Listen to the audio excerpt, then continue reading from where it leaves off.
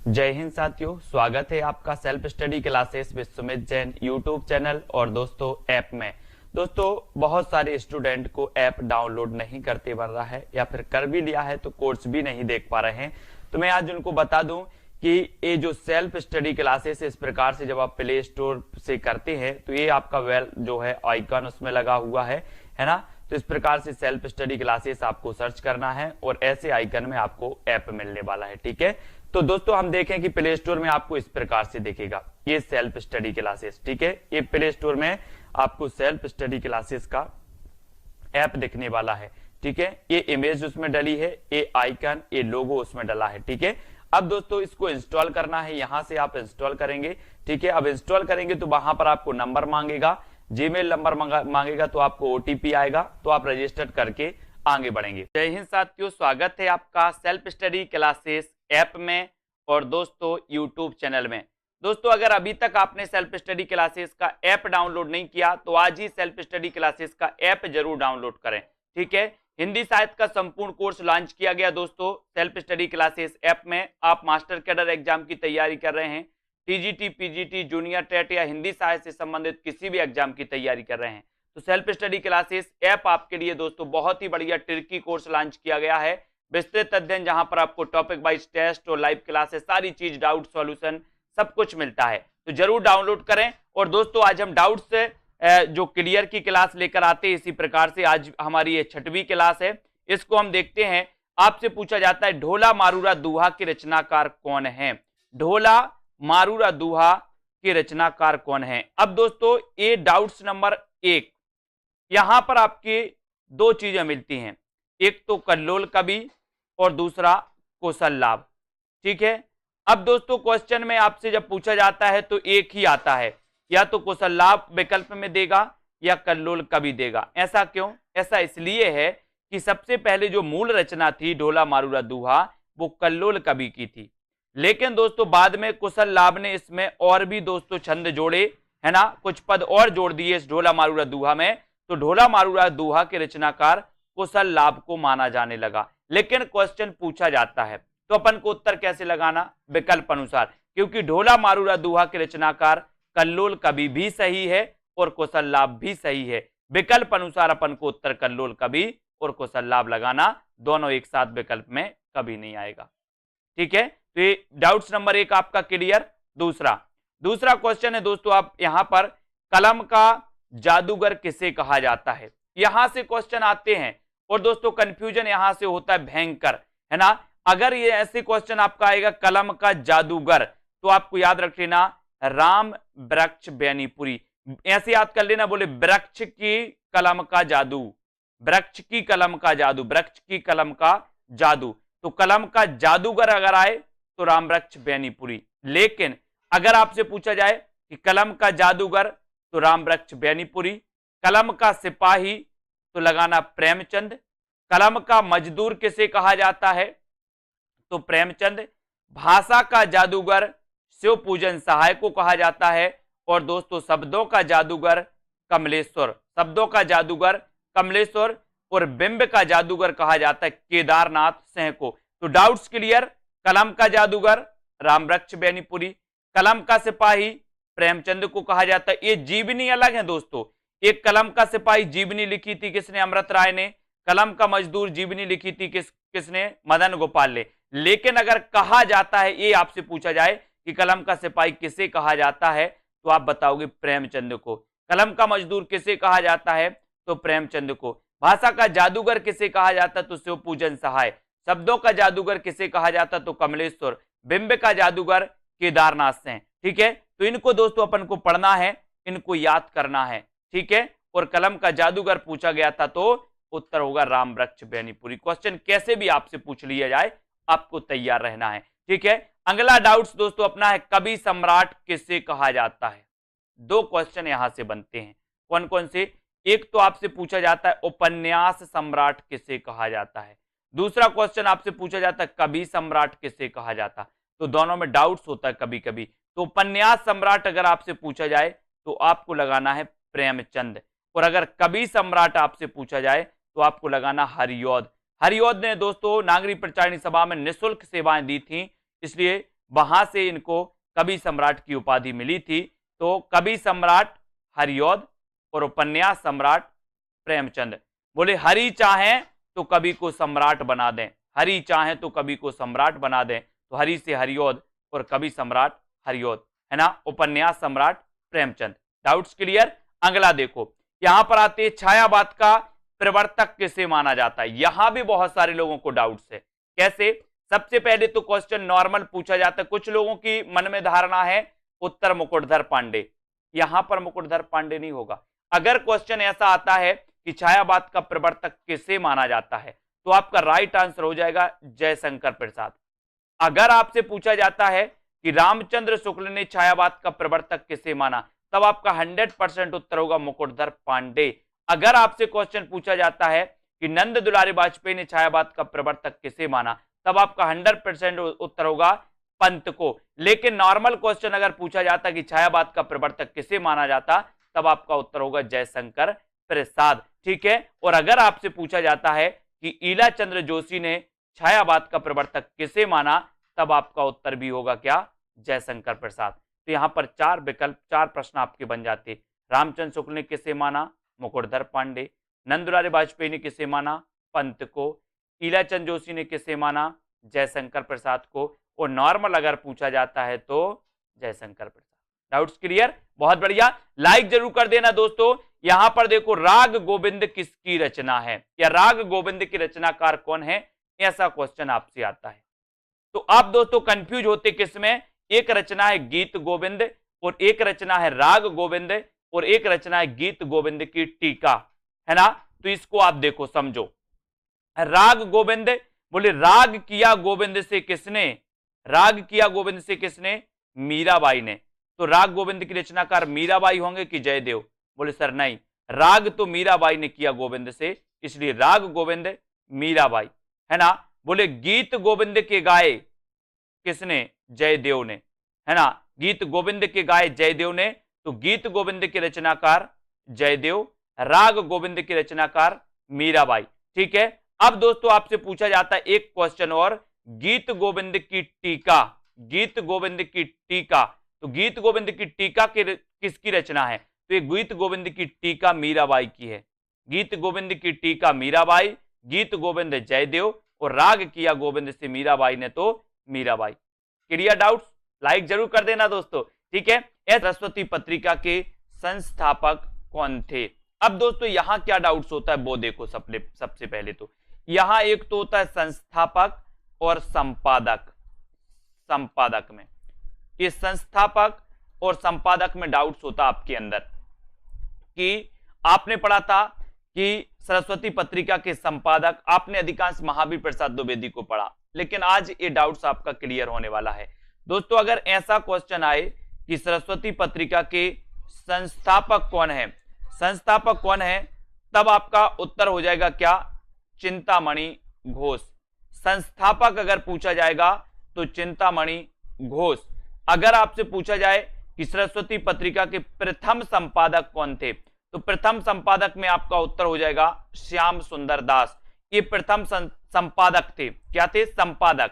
और फिर अगर आपसे पूछा जाए कि दोस्तों सरस्वती पत्रिका के जो संपादक थे वो कौन थे, अगर ये ऑप्शन में आपके नहीं आ रहा है और महावीर प्रसाद द्विवेदी आपका दिया है, तो आप महावीर प्रसाद द्विवेदी लगाओगे। ठीक है। लेकिन ऐसा क्वेश्चन आता है कि महावीर प्रसाद द्विवेदी सरस्वती पत्रिका के संपादक कब बने, तो कब बने? 1903 में ये बने थे, है ना। प्रथम संपादक कौन थे? श्याम सुंदर दास। स्थापना किसने की थी या संस्थापक कौन थे? तो चिंतामणि घोष। एक और क्वेश्चन, सबसे पहले सरस्वती पत्रिका कहां से प्रकाशित हुई थी? तो सबसे पहले दोस्तों एक काशी से प्रकाशित हुई थी। याद रख लेना, आपके ऑप्शन में प्रयाग आएगा, है ना, लेकिन ये सबसे पहले काशी में और फिर उसके बाद प्रयाग से। ठीक है। तो ये भी आपको याद रख लेना। तो सरस्वती पत्रिका के संस्थापक कौन थे? चिंतामणि घोष। डाउट्स नंबर 1 आपका क्लियर, है ना। अब दोस्तों यहां पर आप बात करते हैं कि प्रेम और रोमांस का कवि किसे कहा जाता है। डाउट्स नंबर 2, यहां पर कैसे? एक क्वेश्चन आपका पूछा जाता है छई रोमांस का कवि किसे कहा जाता है। दूसरा क्वेश्चन आपका पूछा जाता है प्रेम और रोमांस का कवि किसे कहा जाता है। दोनों में डाउट्स, छई रोमांस और प्रेम और रोमांस।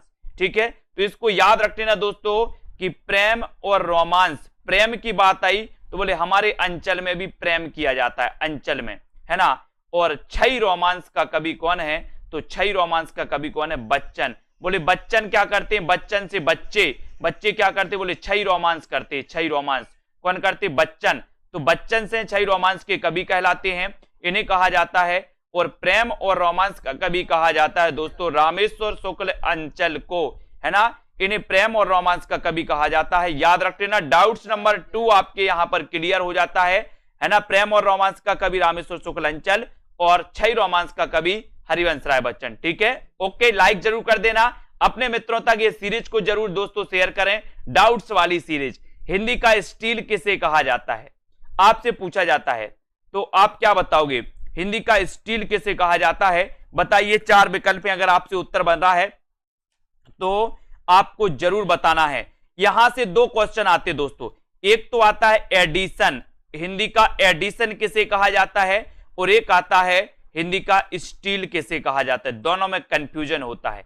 तो आपको कैसे याद रखना, हिंदी का स्टील, बोले सर हम स्टील के क्या लगवाएंगे, बाल लगवाएंगे, अपने जो बाल होते ना बाल स्टील के लगवाएंगे, काय के, स्टील के। तो अब आपसे कभी भी पूछा जाएगा कि हिंदी के स्टील किसे कहा जाता, तो स्टील से आपको याद आ जाएगा कि हम स्टील के बाल लगवाएंगे, तो बाल कृष्ण भट्ट को हिंदी का स्टील कहा जाता है। हिंदी का माउंटेन भी इन्हें कहा जाता है दोस्तों, बालकृष्ण भट्ट को, ठीक है। अब फिर आएगा आपका हिंदी का एडिशन किसे कहा जाता है, तो एडिशन कहा जाता है किसे, प्रताप नारायण मिश्र को। यहां पर आया सन, और सन का बोले सर बहुत प्रताप होता है, एक सन माने सूर्य, एक सन माने पुत्र, दोनों ही का प्रताप होता है, सूर्य का भी होता है और पुत्र का भी बहुत प्रताप होता है ना। तो एडिशन किसे कहा जाता, प्रताप नारायण मिश्र को, और स्टील किसे कहा जाता, बालकृष्ण भट्ट को। भूलना नहीं है, दोनों क्वेश्चन आते हैं, ठीक है। भारतेंदु प्रगेंदु, भारतेंदु प्रगेंदु किसे कहा जाता है, क्वेश्चन आपके लिए। अब यहां पर डाउट्स कैसा बनता है, यहां पर दोस्तों भारतेंदु आ जाता है, भारतेंदु, तो लोग क्या लगा देते हैं, भारतेंदु लगा देते हैं, आओ देखा ना ताओ, और लगा दिया भारतेंदु, नहीं लगाना। भारतेंदु प्रगेंदु कहा जाता है दोस्तों नाथूराम शर्मा शंकर को, है ना। ये डाउट्स आपको दूर करना है, भारतेंदु प्रगेंदु कहा जाता है किसे, नाथूराम शर्मा शंकर को। ये कुछ लोग लगा देते हैं भारतेंदु, जिन्होंने नहीं पढ़ा, अब आपने पढ़ दिया तो लगाना नहीं है। भारतेंदु प्रगेंदु की जो उपाधि है वो नाथूराम शर्मा शंकर की है ना। अगला डाउट्स देख लेते हैं, अगला डाउट से दोस्तों 20वीं सदी का बाणभट्ट किसे कहा जाता है, 20वीं सदी का बाणभट्ट। तो ये तो नॉर्मल क्वेश्चन है, सभी से बनेगा, 20वीं सदी का बाणभट्ट किसे कहा जाता है, तो आपको पता है दोस्तों वो किसे कहा जाता है, हजारी प्रसाद द्विवेदी को। नॉर्मल क्वेश्चन रखा गया आपके लिए, ठीक है। तो 20वीं सदी का बाणभट्ट आपसे पूछा जाएगा तो हजारी प्रसाद द्विवेदी। आपको पता है दोस्तों हजारी प्रसाद द्विवेदी की हिंदी साहित्य का आदिकाल, हिंदी साहित्य का उद्भव और विकास, है ना, हिंदी साहित्य की भूमिका, इन्होंने ये 3 बहुत ही श्रेष्ठ ग्रंथ लिखे। कबीर नामक दोस्तों इन्होंने ग्रंथ भी लिखा, एक रचना की इन्होंने कबीर नामक, है ना। ये सारी की सारी चीजें आपको याद करनी है और इसी प्रकार से बने रहना डाउट्स वाली क्लास में। तो श्रृंगार काल किसने कहा, अब यहां से 2 क्वेश्चन पूछे जाते दोस्तों, कंफ्यूज होते लोग कि श्रृंगार काल मिश्र बंधु ने कहा या दोस्तों विश्वनाथ ने कहा, है ना, विश्वनाथ प्रसाद ने कहा। यहां पर आपको कंफ्यूजन होता है, ये विश्वनाथ, ठीक है। तो आपका यहां पर दोस्तों याद रख लेना है कि रीति काल को जो श्रृंगार काल कहा वो किसने कहा, विश्वनाथ प्रसाद ने। यानी कि ये नंबर जो है वो बिल्कुल सही है, क्योंकि श्रृंगार तो विश्व के लोग करते हैं, विश्व के लोग करते हैं, तो विश्वनाथ प्रसाद क्या बोलेंगे, रीति काल को श्रृंगार काल कहेंगे, है ना। फिर आपसे एक क्वेश्चन और आता है कि रीति काल को अलंकृत काल किसने कहा, तो यहां पर डाउट्स आपका रहता है और क्वेश्चन पूछा भी जाता है। तो अलंकृत काल किसने कहा, मिश्र बंधुओं ने, अलंकृत काल कहा है मिश्र बंधुओं ने, और दोस्तों श्रृंगार काल कहा है विश्वनाथ प्रसाद ने, ठीक है। तो डाउट्स आपका क्लियर हो गया। अब दोस्तों बात करते हैं अगले प्रश्न की, रीति काल का प्रवर्तक किसे माना जाता है। एक नॉर्मल क्वेश्चन आपसे पूछा जाता है तो आप कंफ्यूज होते, क्योंकि आपको पता है रीति काल का प्रवर्तक रामचंद्र शुक्ल ने किसे माना, चिंतामणि को। श्याम सुंदर दास ने किसे माना, केशव दास को। डॉक्टर नगेंद्र ने किसे माना, केशव दास को, है ना। और कालक्रम की दृष्टि से अगर देखें तो कौन होंगे, कृपाराम, ठीक है।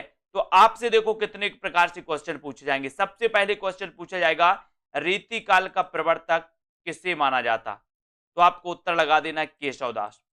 ठीक है, फिर आपसे पूछा जाएगा डॉक्टर नगिन ने रीतिकाल का प्रवर्तक किसे माना, उत्तर लगा देना केशवदास। फिर आपसे पूछा जाएगा श्याम सुंदर दास ने रीतिकाल का प्रवर्तक किसे माना, तो उत्तर लगा देना केशवदास। लेकिन आपसे पूछा जाएगा कि रामचंद्र शुक्ल ने रीतिकाल का प्रवर्तक किसे माना, तो आपका उत्तर हो जाएगा क्या, चिंतामणि। आपका उत्तर चेंज हो जाएगा, चिंतामणि सही होगा। लेकिन अगर आपसे पूछा जाएगा कि कालक्रम की दृष्टि से रीतिकाल के प्रवर्तक कौन माने जाते हैं, तो उत्तर हो जाएगा कौन दोस्तों, कृपाराम। कृपाराम। ठीक है, तो यहां पर आपके 3-4 प्रश्न रहते हैं जिसमें आप हमेशा दोस्तों क्या कंफ्यूज होते रहते हैं। Clear doubts. अगला क्वेश्चन, अगला क्वेश्चन है दोस्तों हिंदी साहित्य का प्रथम बड़ा महाकाव्य कौन सा है, कौन सा है, ये क्वेश्चन आता है। तो आप कंफ्यूज नहीं होना, प्रथम जो बड़ा महाकाव्य है वो बड़ा महाकाव्य दोस्तों पद्मावत। आपसे क्वेश्चन आता है कि हिंदी का प्रथम महाकाव्य कौन सा है, उत्तर होता है पृथ्वीराज रासो। लेकिन आपसे क्वेश्चन आता है कि हिंदी का प्रथम प्रमाणिक महाकाव्य कौन सा है, तो पद्मावत। हिंदी का प्रथम बड़ा महाकाव्य कौन सा है, तो पद्मावत, है ना। खड़ी बोली का प्रथम महाकाव्य कौन सा है, तो प्रिय प्रवास, है ना। ये भी आपको याद रख लेना। तो यहां से याद रख लेना दोस्तों, हिंदी का प्रथम महाकाव्य पृथ्वीराज रासो, रचनाकार चंद्रवरदाई।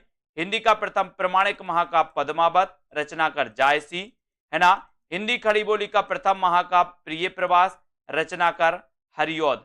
हरिऔध। ठीक है, ये भी आपको याद रख लेना। यहां से आपके जो क्वेश्चन है वो क्या हो जाती है, क्लियर। ये डाउट्स वाले प्रश्न आपसे पूछे जाते हैं। अगला क्वेश्चन, अनित्य किसकी रचना है, अनित्य रचना बताना है दोस्तों। तो यहां पर आपको बताना है कि अनित्य के रचनाकार कौन है। तो यहां पर दो लोगों की रचना है दोस्तों अनित्य, है ना। तो एक तो बदी उज्जमा की और एक मृदुला गर्ग की। तो यहां पर आपको याद रख लेना कि जो बदी उज्जमा है इनकी अनित्य क्या है, कहानी। इनकी अनित्य क्या है, कहानी। जबकि मृदुला गर्ग का ये क्या है, उपन्यास है।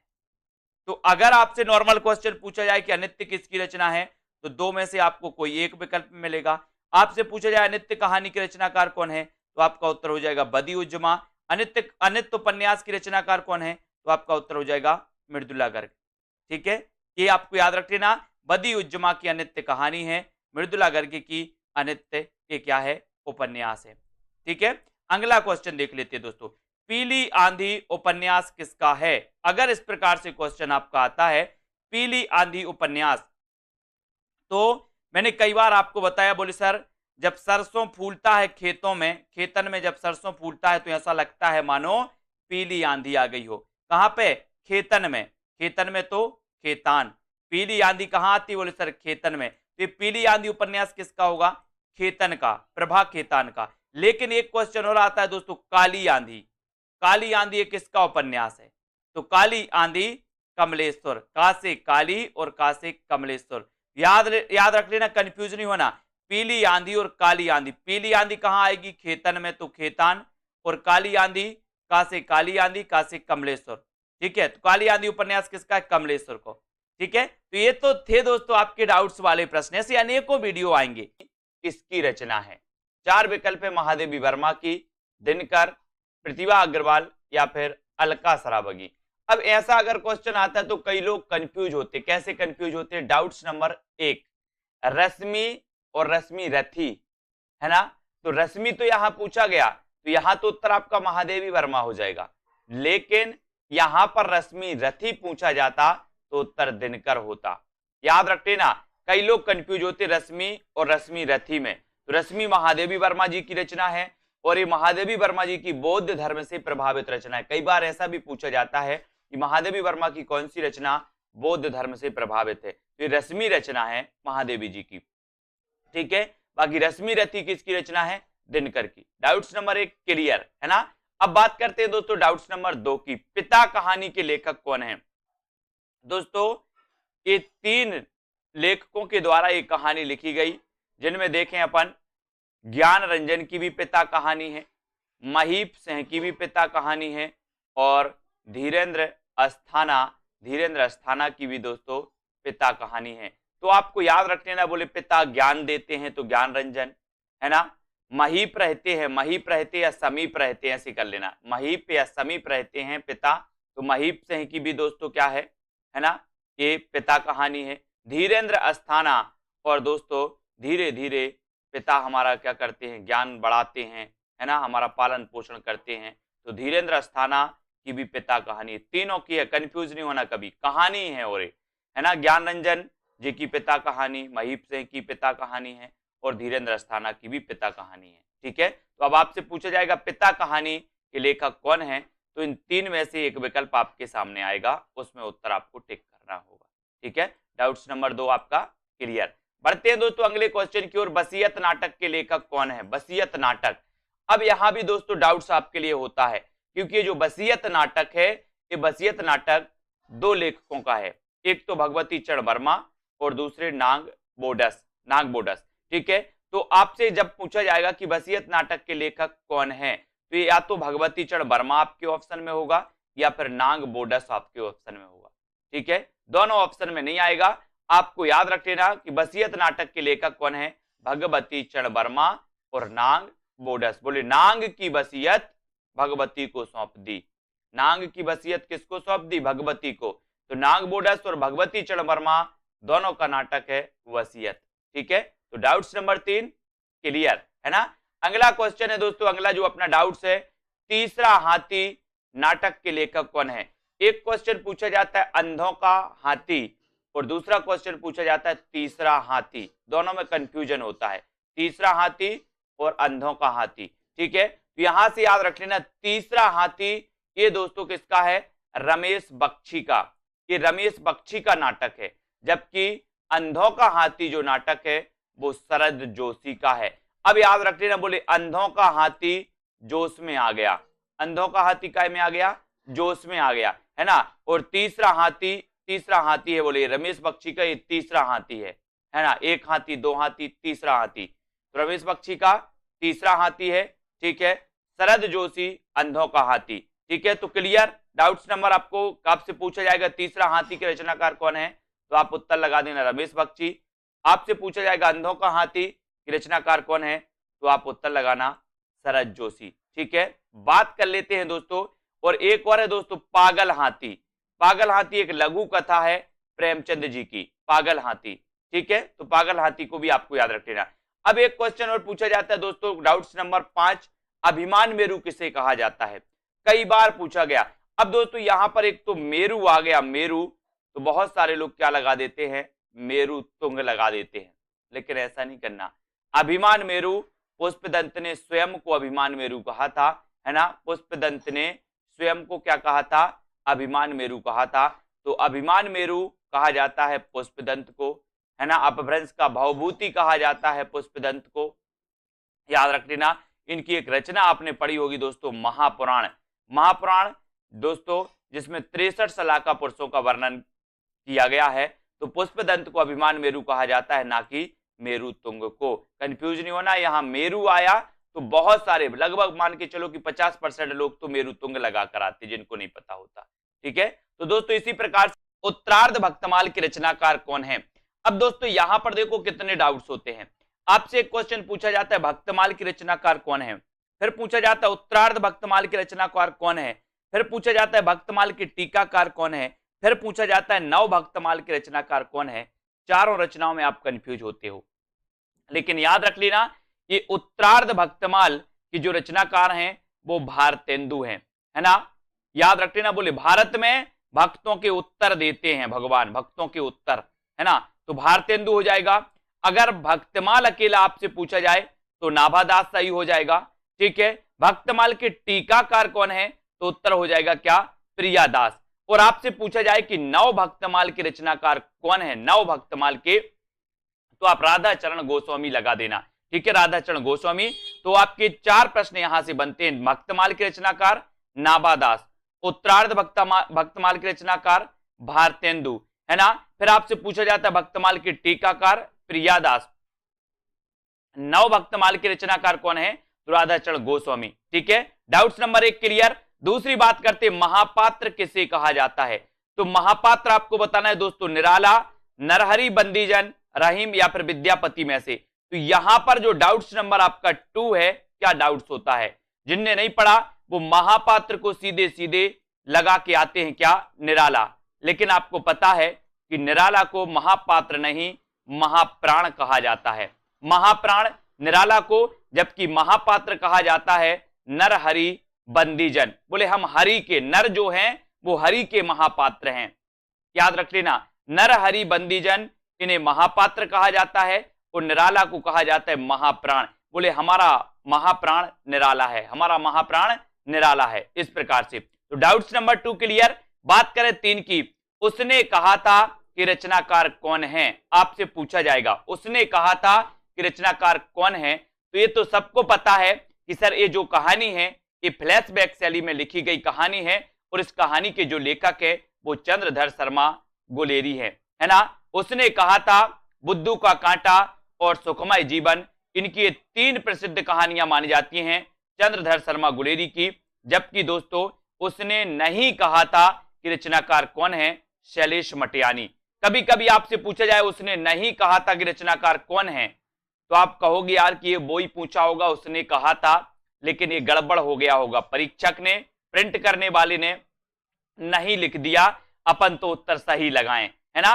तो ये उसने नहीं कहा था, ये दोस्तों रचना शैलेश मटियानी की, और तुमने कहा था एक रचना नागार्जुन की। तो 3 डाउट्स वाले क्वेश्चन, उसने कहा था चंद्रधर शर्मा गुलेरी, उसने नहीं कहा था शैलेश मटियानी, तुमने कहा था नागार्जुन। ठीक है, क्लियर। चौथा क्वेश्चन अपन देखते हैं दोस्तों, आदिकाल को चारण काल किसने कहा। कई बार क्वेश्चन पूछा जाता है और डाउट्स में बहुत सारे लोग दोस्तों क्या कर देते हैं, गलत कर देते हैं।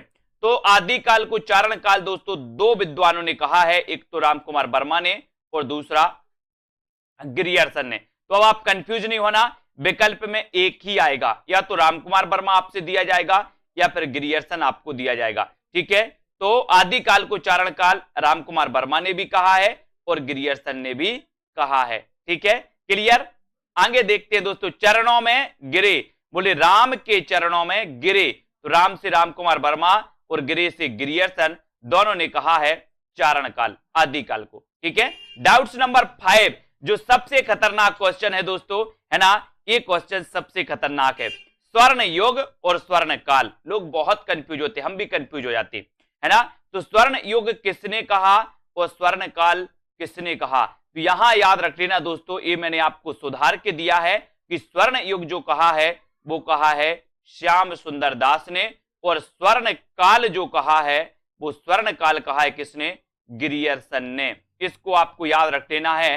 बोले स्वर्ण के काल में गिरे, स्वर्ण के काल में गिरे, ऐसे याद रख लेना आपको। स्वर्ण के काल में गिरे तो गिरे से बनेगा गिरियर्सन स्वर्ण काल, और श्याम सुंदर स्वर्ण युग, है ना। बोले श्याम सुंदर का जो युग था वो श्याम सुंदर युग था, स्वर्ण युग था। श्याम सुंदर का युग कैसा था, सुंदर युग था। ठीक है, तो स्वर्ण युग कौन कहेगा, श्याम सुंदर दास। और क्या, स्वर्ण के काल में गिरे, स्वर्ण के काल में गिरे तो गिरियर्सन। ये डाउट्स वाला क्वेश्चन दोस्तों मैंने ये सुधार के आपको दिया है, ये वीडियो इसको देख लेना और सुधार लेना, ये बिल्कुल सही है। ठीक है, स्वर्ण युग किसने कहा, श्याम सुंदर दास ने, और स्वर्ण काल किसने कहा, गिरियर्सन ने। ठीक है, कंफ्यूज नहीं होना, वीडियो को लाइक कर देना, और दोस्तों जो भी डाउट्स लगे आप जरूर बताइएगा, उन डाउट्स को भी हम दोस्तों वीडियो में लेकर के आएंगे। जिनको भी डाउट्स जिस क्वेश्चन में लगता है जो आपको याद नहीं हो पाते हैं, या डाउट्स वाले कोई क्वेश्चन आपके हों, वो कमेंट में आप लिखिए, वीडियो में हम लेकर के आएंगे, आपको बताएंगे। ठीक है, तो वीडियो को लाइक और शेयर आपको जरूर करना है दोस्तों, और इसी प्रकार से बने रहें, लाइक शेयर करें। सेल्फ स्टडी क्लासेस के दोस्तों coaching app self study classes से जुड़ जाइए, उसको दोस्तों डाउनलोड कर लीजिए। ठीक है, तो आज के इस वीडियो के लिए बस इतना ही। जय हिंद। दोस्तों बहुत सारे स्टूडेंट को ऐप डाउनलोड नहीं करते बन रहा है, या फिर कर भी लिया है तो कोर्स भी नहीं देख पा रहे हैं। तो मैं आज उनको बता दूं कि ये जो सेल्फ स्टडी क्लासेस इस प्रकार से जब आप प्ले स्टोर से करते हैं तो ये आपका वेल जो है आइकन उसमें लगा हुआ है ना। तो इस प्रकार से सेल्फ स्टडी क्लासेस आपको सर्च करना है और ऐसे आइकन में आपको ऐप मिलने वाला है। ठीक है, तो दोस्तों हम देखें कि प्ले स्टोर में आपको इस प्रकार से दिखेगा ये सेल्फ स्टडी क्लासेस। ठीक है, ये प्ले स्टोर में आपको सेल्फ स्टडी क्लासेस का ऐप दिखने वाला है।